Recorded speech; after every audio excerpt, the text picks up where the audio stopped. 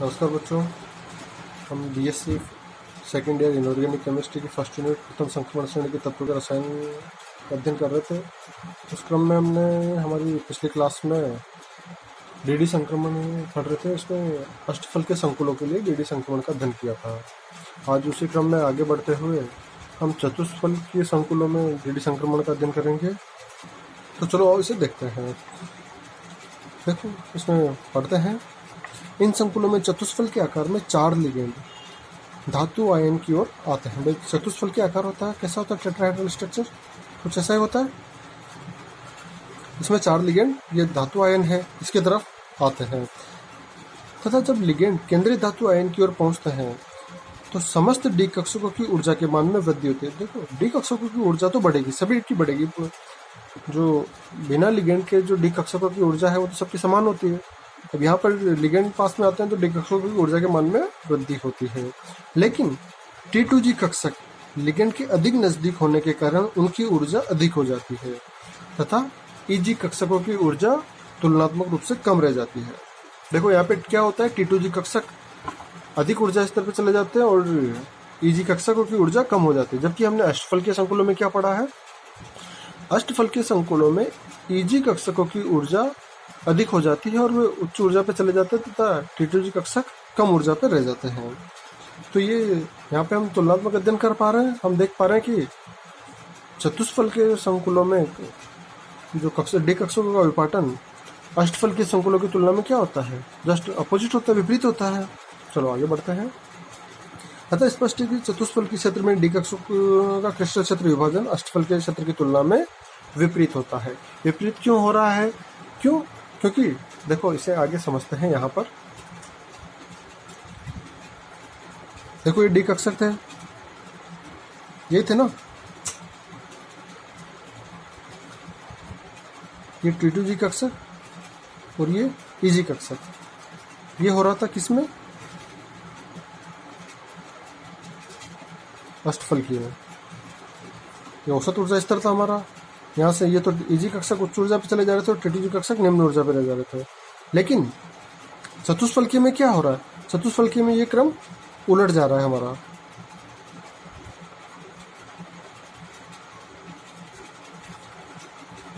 T2G कक्षक उच्च ऊर्जा पे चले जा रहे हैं और EG कक्षक निम्न ऊर्जा पर रह जा रहे हैं। ठीक है, चलो इसे आगे समझते हैं।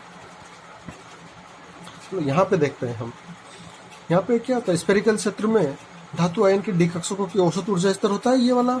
ये औसत ऊर्जा स्तर है हमारा ये। अब ये डी कक्षक स्प्लिट होते हैं तो उच्च ऊर्जा वाले T2G कक्षक और निम्न ऊर्जा वाले EG कक्षक। इन T2G और EG कक्षकों के मध्य जो ऊर्जा का अंतर है उसे किससे दर्शाते हैं? डेल T से। डेल ऊर्जा को दर्शाते हैं और T क्या दर्शा रहा है यहाँ पर? टेट्राहेड्रल को, चतुष्फलकीय को।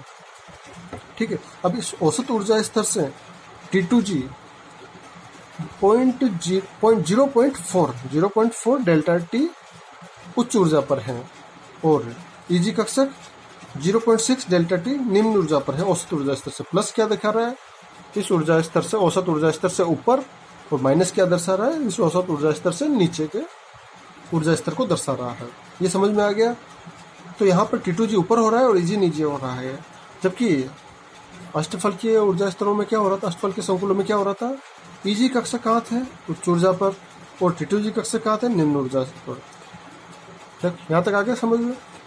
0.4 T2G के साथ रहेगा और 0.6 EG के साथ रहेगा। ये प्लस माइनस में चेंज हो जाएगा। ठीक है, चलो इसे आगे समझते हैं। ये पढ़ते हैं। स्फेरिकल क्षेत्र में डी कक्षकों की औसत ऊर्जा की तुलना में T2G कक्षकों की ऊर्जा, T2G कक्षकों की ऊर्जा कितनी हो जा रही है? 0.4 डेल T उच्च होती है। 0.4 डेल T यहाँ से औसत की तुलना में उच्च हो रही है, ज़्यादा है। तथा EG कक्षकों की ऊर्जा औसत ऊर्जा की तुलना में -0.6 डेल T कम होती है।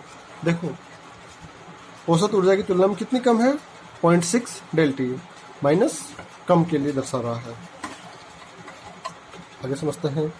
अतः जब निम्न ऊर्जा वाले EG कक्षक से देखो जब निम्न ऊर्जा वाले EG कक्षक से इलेक्ट्रॉन का स्थानांतरण उच्च ऊर्जा वाले T2G कक्षक में होगा तो इस प्रक्रम में दृश्य क्षेत्र से ऊर्जा का अवशोषण होगा और संकुल रंगीन हो जाएगा। देखो क्या होगा, यहाँ से Eg कक्षक से मान लो एक इलेक्ट्रॉन है, वो कहाँ मूव होगा, T2G कक्षकों में। तो क्या होगा, कुछ ऊर्जा, कोई ऊर्जा लेनी पड़ेगी ना, किसी की तो ऊर्जा की वैल्यू इस डेल्टा टी के बराबर होगी, कोई तो लैम्डा ऐसा होगा ना इस डेल्टा के बराबर हो। तो यहाँ से वो ऊर्जा लेके वहाँ आ जाएगा, दृश्य क्षेत्र से ऊर्जा का अवशोषण करेगा। तो जिस तरंग दैर्घ्य के विकिरण को अवशोषित करेगा, किसी तरंग दैर्घ्य को तो अवशोषित करेगा ना, तो उसके पूरक रंग कौन सा है वो हमें दिखाई देगा। ठीक है, इसे आगे हम एग्जाम्पल से समझते हैं। चलो यहाँ पे हम एग्जाम्पल लेते हैं TiS2 का होल 6। इस पर चार्ज कितना है टोटल 3+। तो इसको हम एक बार ऑक्सीकरण अवस्था जान लेते हैं टाइटेनियम की।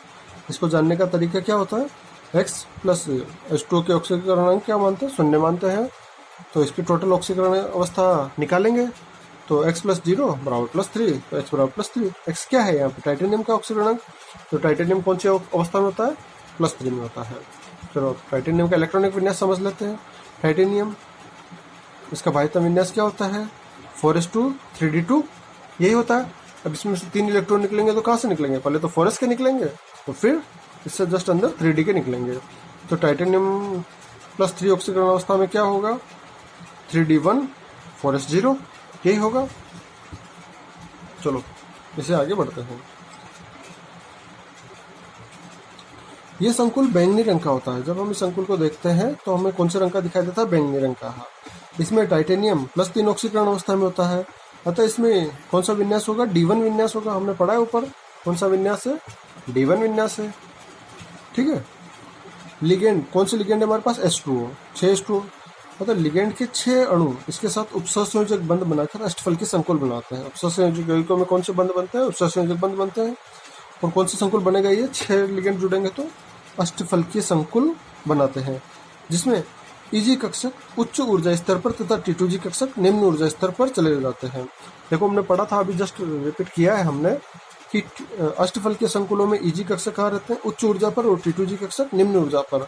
जबकि चतुष्फलकीय में Eg कक्षक कहाँ रहते हैं, चतुष्फलकीय संकुलों में कहाँ रहते हैं Eg कक्षक, निम्न ऊर्जा पर, और T2G कक्षक उच्च ऊर्जा पर रहते हैं।